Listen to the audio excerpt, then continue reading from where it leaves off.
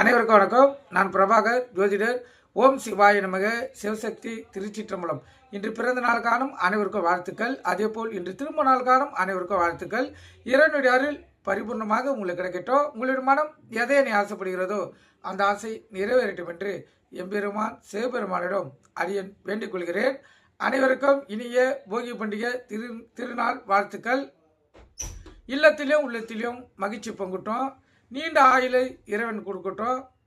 உங்களுடைய நியாயமான ஆசைகள் எதுவாக இருந்தாலும் நிறைவேறட்டும் என்று எம்பெருமான் சிவபெருமானிடம் அடியன் வேண்டிக் கொள்கிறேன்.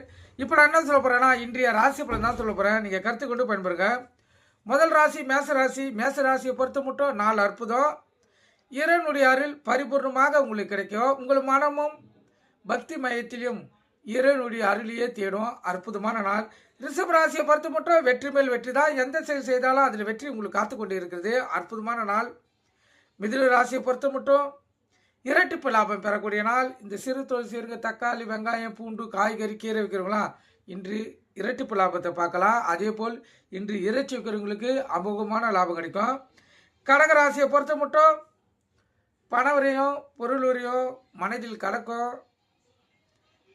துன்பங்கள், கவலைகள் இதெல்லாம் குடிக்கொள்ளக்கூடிய நாள். அதனால் உங்கள் இஷ்ட தெய்வத்தை குல தெய்வத்தை வணங்கிட்டு இந்த நாள் நீங்கள் செலவு செய்யுங்க.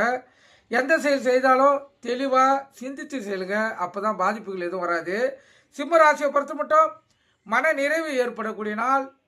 எந்த செயல் செய்தாலும் அதில் உங்களுக்கு வெற்றியும் மன நிறைவும் சந்தோஷமும் கிடைக்கும். அற்புதமான நாள். கன்னி ராசியை பொறுத்த மட்டும் அடுத்தவர்களுடைய உதவி, கருணை, அனுதாபம் இதெல்லாம் ஏற்படக்கூடிய நாள்.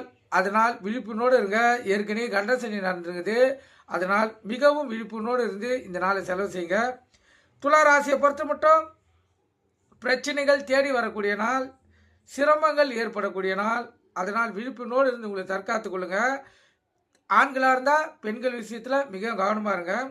விருச்சிக ராசியை பொறுத்த மட்டும் நாள் சுமாரான நாள். அடுத்தவனுடைய அனுதாபம், உதவி, இரக்கம் இதெல்லாம் ஏற்படக்கூடிய நாள். அதனால் விழிப்புணர்வு இருந்து உங்களுக்கு தற்காத்துக் கொள்ளுங்க.